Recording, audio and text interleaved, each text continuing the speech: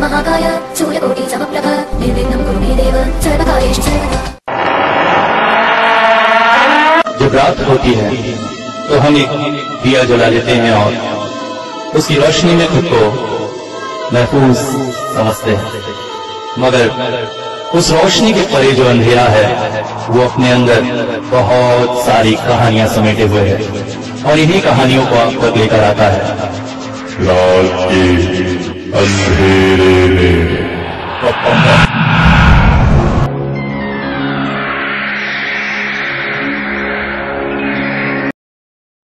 केलिंगपोंग, तिब्बत। राजन अक्सर यहाँ काम के सिलसिले में आता है और उसका एक शौक जो अब जुनून की हद तक पहुंच चुका है। जैसे लोग गणेश जी की मूर्तियां संग्रह करते हैं, वैसे ही उसे भी बुद्ध की मूर्तियां संग्रह करने का शौक है। और यहाँ पर एक खास मिटुशी एंटीक सेंटर में वो मिल जाती है। हालांकि वो एंटीक नहीं होती है, क्योंकि एंटीक सामानों का संग्रह तो करोड़पति लखपति लोग ही कर सकते हैं, मगर उनकी प्रतिलिपि या नकल का संग्रह करने में कोई बुराई तो नहीं है। बस यही शौक राजन को है और इस वक्त भी वो उस शॉप में ही खड़ा है। उसे चाहिए थी स्केलेटन बुद्ध की एक मूर्ति, स्केलेटन बुद्धा या कंकाल बुद्धा। जब बुद्ध साधना में लगे हुए थे तो उस समय लंबे समय तक ध्यान लगाने और उपवास करने की वजह से उनका शरीर कंकाल सा हो गया था। बुद्ध के इस स्वरूप को ही स्केलेटन बुद्धा कहा जाता है। आज वैसे ही एक मूर्ति खरीदने के लिए राजन इस दुकान में आया था। दुकान के मालिक के पास पहुंचकर उसने अपनी जेब से रसीद निकालकर दे दी। ओह, स्केलेटन बुद्धा आपको चाहिए? जी जी, कल ही आया है, अभी मैं आपको लाके देता हूँ। मालिक के सामान लाते तक राजन नजरें घुमाकर इधर उधर देखने लगा। एंटीक की सबसे बड़ी दुकान थी ये। असामान्य और अद्भुत चीजें यहाँ पर रखी रहती थी। जैसे वो शेर, पीछे की तरफ हल्का सा मुड़कर देखता हुआ वो शेर की आकृति सच में बहुत महंगी और एंटीक है। दुकानदार ने ही उसे बताया था कि ये सचमुच का ही शेर है जो यहीं मारा गया था। पहले शहर के पास जो टैक्सी स्टैंड है वहाँ पूरा घना जंगल हुआ करता था। वहीं एक अंग्रेज साहब ने इस आदमखोर को मारा था और उसी की याद में ये प्रतिकृति बनी। बहुत महंगी।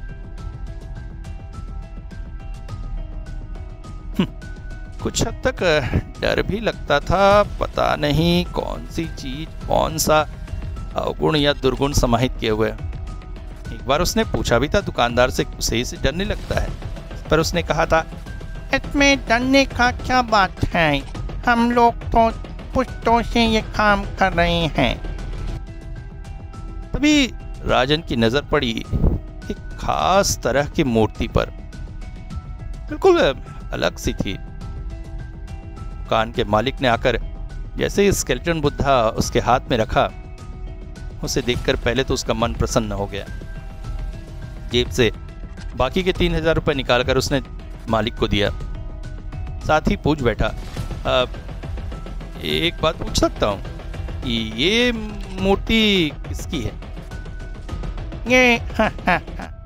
ये आपका काम का नहीं है, ये जम्भालू देवता की मूर्ति है। जम्भालू देवता? ऐसा कोई नाम हिंदू धर्म में तो नहीं सुना। हाँ, ये तिब्बती धर्म का देवता है। राजन ने गौर से मूर्ति को देखा। कुछ अजीब ही स्वरूप था मूर्ति का। वज्रासन में बैठा हुआ था एक व्यक्ति, जिसके एक हाथ में था कोई फल और एक हाथ में बड़ा सा कलश जैसा कुछ। हाथ में कहना ठीक नहीं होगा, हाथ की कोहनी और पेट के बीच उसे फंसा रखा हुआ था। हाँ, हाथ में अवश्य कमल फूल पकड़े था। उस व्यक्ति के ठीक नीचे एक महिला लेटी हुई थी। ऐसे किसी देवता का स्वरूप तो उसने आज तक नहीं देखा था। एक्सक्यूज मी, मुझे इनके बारे में कुछ और बताइए। जमहालू देवता हमारे तिब्बत के देवता माने जाते हैं। जैसे आप लोक में कुबेर होता है, धन का स्वामी। जमहालू देवता हमारे यहाँ धन का स्वामी है। उसके पेट के पास वो जो खड़ा है, उसे दबाने पर वहाँ से रत्न और आभूषण और सिक्के निकलते हैं।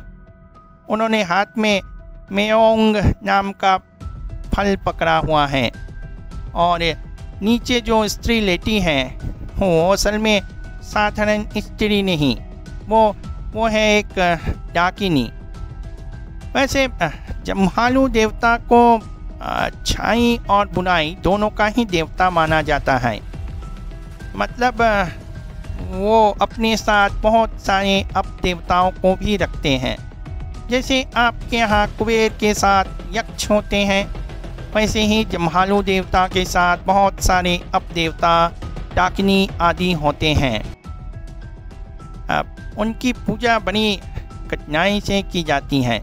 अब देवताओं, डाकिनी आदि को वश में करने के लिए लोग जम्बूला देवता की आराधना करते हैं। हाँ, अच्छा, क्या ये मूर्ति बिकाऊ है? नहीं, हाँ, आप इसको नहीं खरीद पाएंगे। ये नकली नहीं, असली जमहालू देवता की बहुत कीमती मूर्ति है और मैं इसको बेचना नहीं चाहता, कहकर दुकानदार ने मूर्ति अंदर की तरफ रख दी। राजन के मन में कुछ और भी प्रश्न थे। वो पूछने ही वाला था कि अचानक पीछे से एक आवाज़ गूंजी। आप भी क्या एंटीक कलेक्टर हैं? बॉम्बे या कलकत्ता जैसे किसी शहर से यहाँ आए हैं? राजन ने मुड़कर देखा। एक व्यक्ति उनके पीछे खड़ा था। आप तो ब्लैक डायमंड होटल में ही रुके हैं ना? मैं भी वहीं रुका हूँ। आपको देखा था मैंने वहाँ। जी, वैसे दुकानदार मूर्ति नहीं बेचना चाहते तो कोई बात नहीं, हो सकता है उनकी अपनी कोई सोच हो। क्या कहते हैं आप? जी बिल्कुल। फिर दुकानदार की तरफ देखकर बोले, अच्छा, मैं अभी चलता हूँ। जी हुजूर। अच्छा, कोई नया एंटीक पीस आने से मैं आपके पास खबर भेजूंगा। हाँ बिल्कुल। मूर्ति लेकर राजन भी दुकान से बाहर ही निकल आया। रास्ते पर आते आते वो व्यक्ति राजन से बोल पड़ा, आप क्या होटल लौटेंगे? जी। तो चलिए साथ ही चलते हैं। हाँ जी बिल्कुल, चलिए। रास्ते में चलते चलते दोनों बातें करने लगे। मेरा नाम राजन है। मैं एक सेमी गवर्नमेंट ऑफिस में काम करता हूँ, ऑडिटर, और उसी काम के सिलसिले में अक्सर यहाँ आना होता है और यहीं से एंटीक कलेक्शन की आदत लगी। हाँ, और मैं अभिनव श्रीवास्तव। मैं अपने काम के बारे में क्या बताऊँ। असली में मेरा जो प्रोफेशन है वो थोड़ा सा अजीब सा है। एक समय मेरा स्नैक फर्म था, मगर अब नहीं है। अब मैं सरकार के लिए ही काम करता हूँ, स्नैक कैचर का। हिमालय के जंगलों वादियों में जो ब्लैक कोबरा और ऐसे ही भयानक खतरनाक सांप होते हैं, मैं उन्हें पकड़कर उन्हें देता हूँ, जिनसे दवाइयाँ बनती हैं। सुना होगा आपने, वेनम और स्नैक एंटीडोट वगैरह वगैरह। पिछले दिनों हिमालय एक साइड से एक पकड़ा भी मैंने, किंग कोबरा। अभी कुछ दिन यहाँ हूँ, आया इसी सिलसिले में था। अब सोच रहा हूँ लाबालोल गांव की तरफ जाऊँगा। देखूँ एक दो अगर उधर से भी पकड़ सकूँ तो। मेरा भी उधर घूमने जाने का प्लान है। आपका पेशा बड़ा अजीब है। तो वो किंग कोबरा आपने कहाँ भेजा? श्रीवास्तव चलते चलते बोले। असली में बात को आप राज ही रखिएगा। दूसरे विजिटर्स अगर जान गए तो होटल में डर का माहौल पैदा हो जाएगा। वो इस वक्त मेरे कमरे में ही है, आप चाहें तो मेरे साथ चल के उसे देख सकते हैं। आप? हाँ, क्यों नहीं।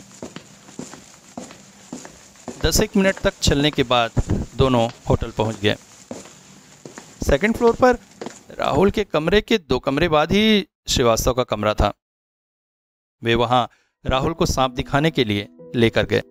कमरे के अंदर जाकर उन्होंने दरवाज़ा अच्छे से बंद कर दिया। उसके बाद राजन को कुछ दूरी पर खड़ा करके वो किनारे रखे एक बच्चों के स्टील की पेटी जिसमें वे कॉपी किताब ले जाते हैं जैसी एक लकड़ी के डब्बे के पास गए। डब्बे के पास जाते ही उन्होंने एक रॉड उठाई जिसका सिरा मुड़ा हुआ था। राजन को पता था इसे स्नैक कैचिंग हुक कहते हैं। धीरे धीरे लकड़ी के उस डब्बे को खोलकर उन्होंने वो हुक अंदर डाल दिया और धीरे धीरे से निकाल लाए एक सांप, कत्थई काले रंग का, करीब 10 फुट लंबा तो होगा ही। राजन ने आज तक इतना बड़ा सांप इतने पास से नहीं देखा था। सांप को धीरे से टेबल के पास ले जाने पर अचानक उसने फन उठाकर फुक्कारना शुरू कर दिया। उसकी फुक्कार पूरे कमरे में गूंज गई। फिर अचानक धीरे से उसने फन नीचे करके अपना शरीर लपेट लिया। श्रीवास्तव बोले, देख रहे हैं, ये सबसे खतरनाक और सबसे गुस्सैल प्रजाति। कहते हैं ये इतने गुस्सैल होते हैं कि भूख लगने पर अगर आसमान से उड़ती किसी चिड़िया की परछाई भी जमीन पर बने तो उसे भी वो हमला कर देते हैं। अभी ये शांत है। जब इसे पकड़ा था तब उसे एक गोटा बड़ा मुर्गा खिलाया था, सारा का सारा खा गया। देखिए पेट फूला हुआ है। इसी वजह से अभी 10-1 दिन तक तो इसी तरह से शांत रहेगा। फिर भूख लगी तो फिर इसके अंदर का शैतान जाग उठेगा। कुछ देर तक उनके कमरे में रुककर राजन अपने कमरे में आ गया। शाम को होटल से वो निकला था टैक्सी स्टैंड तक।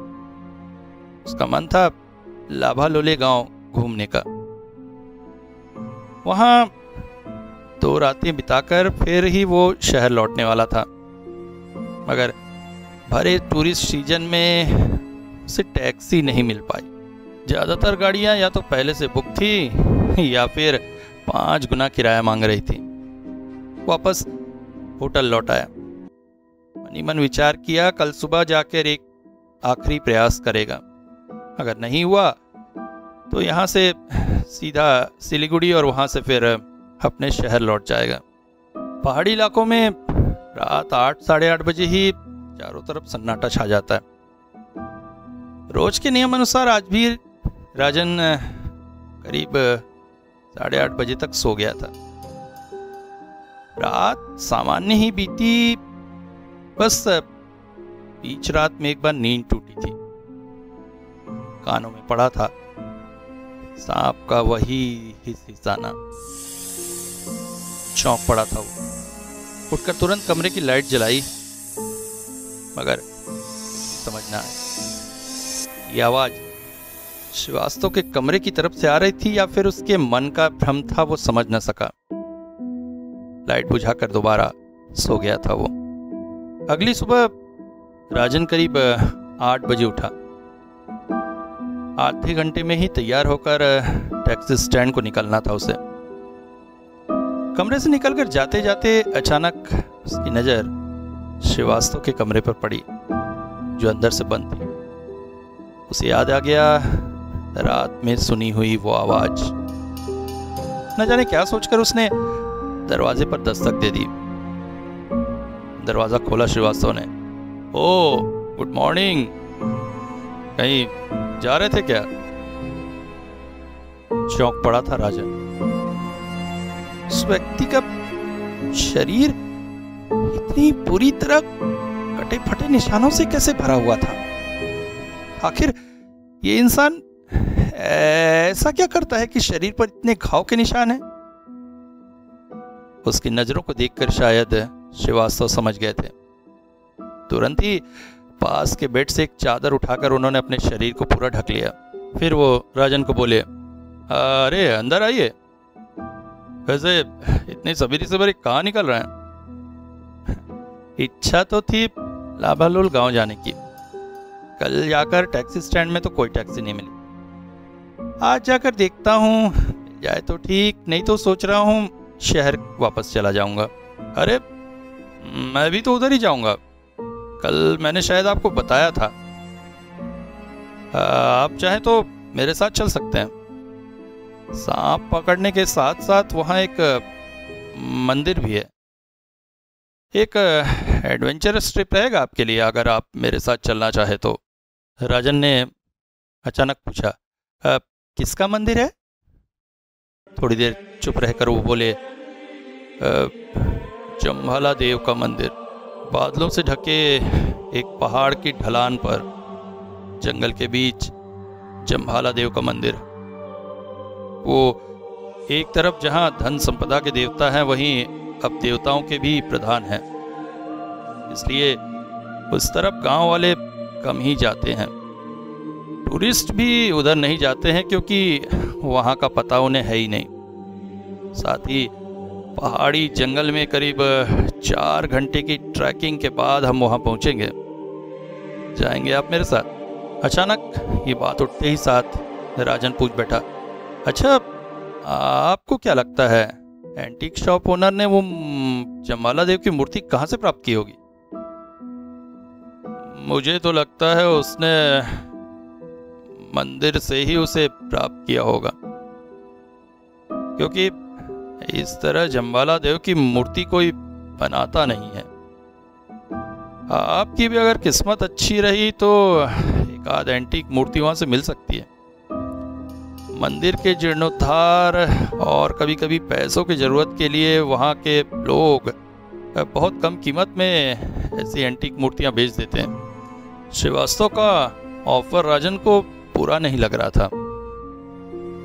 वैसे भी मिस्टर श्रीवास्तव जैसे मध्यम वर्गीय व्यक्ति उसके जैसे 25-26 साल के लड़के को अपने साथ ले जाकर क्या और करेंगे? वो कोई करोड़पति तो है नहीं कि उसे साथ ले जाकर किडनैप करके पैसे मांगेंगे। तो इस ट्रिप को एंजॉय करने में बुरा क्या है? साथ ही अगर वो सही कह रहे हैं तो कोई रियल एंटीक मूर्ति भी उसे मिल जा सकती है। सोचकर राजन ने कहा, अच्छा ठीक है, मैं आपके साथ चलने को तैयार हूँ, मगर चलने की शर्तें क्या होंगी? अरे ऐसी कोई शर्तें नहीं, बस 1 घंटे के अंदर 9:30 बजे तक मैं निकलूँगा। गाड़ी होटल के बाहर ही खड़ी है, आप भी अच्छी तरह से तैयार हो लीजिए। अच्छा मगर मेरी एक शर्त है, गाड़ी का आधा किराया मैं दूंगा, आप ना नहीं कर सकेंगे। अच्छा ठीक है। अपने कमरे में लौटकर अपना सारा सामान अच्छी तरह से जमा लिया राजन ने, और फिर डाइनिंग रूम में पहुंचकर ब्रेकफास्ट निपट लिया। फिर होटल का बिल वगैरह चुकाकर 9:30 से पहले ही वो होटल के बाहर आके खड़ा था। ठीक 9:30 बजे मिस्टर श्रीवास्तव उपस्थित हुए। पीठ में एक बड़ा सा बैग, हाथ में भी एक पैरासूट कपड़े का बड़ा सा बैग, और सीने से चिपकाए हुए थे कल रात को देखे हुए उसी बक्से को। गाड़ी में अपना और राजन का सामान रखने के बाद ड्राइवर की सीट पर वो बैठ गए। राजन चौंका, अरे ड्राइवर नहीं, आप ड्राइव करेंगे? हाँ, ड्राइवर को साथ ले जाने को उसके रहने खाने के नखरे और खर्चे अलग होते, इसलिए मैंने सोचा ड्राइविंग मैं ही करूं। आप निश्चिंत होकर बैठिए, मुझे पहाड़ी रोड पर ड्राइविंग करने का बहुत अच्छा अनुभव है। होटल पहाड़ी पर जना नीचे की ओर था। वहाँ से ऊपर आकर बाजार का रास्ता लेकर शहर से बाहर जाने के लिए वे निकल ही रहे थे कि अचानक सामने गाड़ियों की लंबी लाइन देखकर उन्हें रुक जाना पड़ा।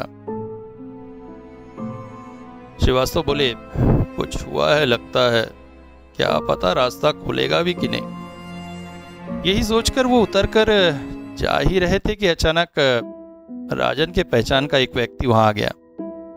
होटल का मैनेजर।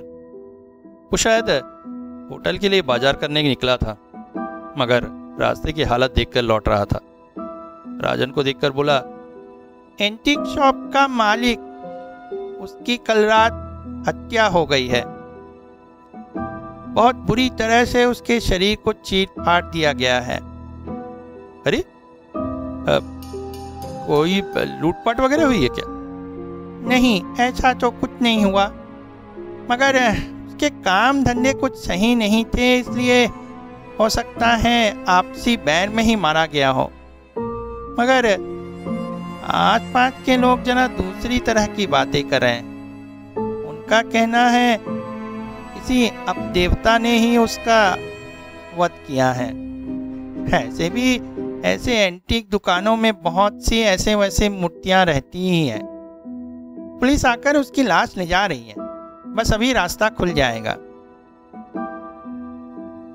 थोड़ी देर में सच में रास्ता साफ होने लगा था। गाड़ी फिर से दौड़ पड़ी। अचानक राजन ने देखा श्रीवास्तव का चेहरा बहुत गंभीर सा हो गया है। वो बोल पड़ा, अब ये क्या हुआ, कुछ आपको समझ में आया? श्रीवास्तव बोले, देखो इन सब मामलों में ज़्यादा ध्यान ना देना ही उचित है। वैसे भी उसके साथ कोई मेरी ज़्यादा पहचान तो थी नहीं। एक आध बार एंटीक दुकान में गया था और कल भी उसी क्रम में वहाँ पहुँचकर उस जमाला देवता की मूर्ति को देखा। ये लोग इस काम के चक्कर में काफ़ी सारे गैंग वगैरह से संबंधित होते हैं। उनके बारे में ज़्यादा बात करना हमारे ऊपर किसी मुसीबत को ला सकता है, इसलिए उसके बारे में ज़्यादा कुछ ना बोलो तो ही अच्छा है। नहीं, असली में उस व्यक्ति के साथ थोड़ा रिलेशन सा बन गया था ना, बार बार सामान खरीद कर दिल में थोड़ी तकलीफ हुई, इसीलिए कह रहा था मैं। राजन बोल पड़ा। रास्ते में भीड़ काफ़ी थी। गांव पहुंचने में जहां 1 घंटे का समय लगना था, लग गए 2.5 घंटे। पहाड़ी रास्ते में आती टूरिस्ट गाड़ियां लंबी कतार बनाकर फिर पहाड़ी पगडंडियों में आसपास से गुजरने वाली गाड़ियों को जगह भी देनी पड़ती। कभी इधर से गाड़ी गुजरती, कभी इधर वाली। इस तरह से चलते चलते लंबा समय लग गया। अब पहाड़ पर काफ़ी ऊंचाई पर उठाए थे वो। हवा में बहुत प्यारी ठंडक खुल गई थी। वहीं पर एक स्टैंड में गाड़ी खड़ा करके वो रुके। दूर खड़ी एक लाल स्थापत्य को दिखाकर श्रीवास्तव बोले, ये है यहाँ का सबसे फेमस बौद्ध मठ। नाम है इसका चैंगटोक पालारी मॉन्स्ट्री। यहाँ पर बहुत सारी प्राचीन बौद्ध पोथियां हैं। लौटते हुए ये जगह आपको दिखाते हुए ले चलूंगा। वहीं पर एक दुकान में दोनों मोमो खाने के लिए गए। लकड़ी की इस दुकान में वो बैठे हुए थे। वहीं कांच की खिड़की से बाहर पहाड़ों का झुरमुट दिखाई दे रहा था। सबसे ऊंची पहाड़ी पाइन के हरे पेड़ों से ढकी हुई थी और बादलों से आच्छादित थी, जैसे सच में वो जगह बादलों का देश हो। मोमो खाते खाते अचानक राजन श्रीवास्तव को दिखाते हुए बोला, वो पहाड़ देखिए, किसी बादलों से ढका हुआ है। ऐसा लग रहा है जैसे पृथ्वी से बाहर कोई जगह हो। श्रीवास्तव अचानक उधर देखकर बोले, इसी पहाड़ में तो जाना है हमें। सच में वो बादलों का देश है। पहाड़ की ढाल में ही जमाला देवता के मंदिर है। और तभी उसके पास के पहाड़ की तरफ देखकर श्रीवास्तव चौंक गए। अरे यहाँ तो बादल छा रहे हैं, बारिश होगी लगता है। पहाड़ में एक बार अगर बारिश शुरू हो जाए तो कब रुकेगी कह नहीं सकते। हमें तुरंत ही निकलना पड़ेगा। तुरंत ही खाना खत्म कर दोनों जीप में जाकर बैठ गए। लावा शहर को छोड़कर अब उनकी गाड़ी और ऊंचाई पर चढ़ गई थी। गाड़ी चलाते हुए श्रीवास्तव बार बार बादल की तरफ देख रहे थे। वो बादल आसमान पे दौड़ता हुआ जैसे उनके सिर पर छाकर और काला घना होता जा रहा था। रास्ते में जाते हुए अचानक राजन बोल बैठा, अच्छा वहाँ जो लोग रहते हैं वो लोग शहर के लोगों से संपर्क कैसे करते होंगे? बड़ी मुश्किल होती होगी। वहाँ पे रहने वाले लोगों को आज के तथाकथित सभ्य समाज से जुड़ने की उतनी ज़रूरत नहीं होती है। बहुत खास ज़रूरत होने पर ही वो लोग नीचे उतरते हैं। वहाँ की जनसंख्या बहुत कम है। खेती वगैरह से उनकी सारी आवश्यकताओं की पूर्ति वहीं हो जाती है। खेती से साग भाजी, झरनों में मछलियाँ और जंगल में खरगोश पक्षी वगैरह सभी कुछ तो उनको वहीं मिल जाते हैं। इसलिए शहर से संपर्क करने की उन्हें ऐसी कोई खास ज़रूरत नहीं। राजन फिर पूछ बैठा, अच्छा भोला देव का मंदिर क्या असली में कोई बौद्ध मठ है?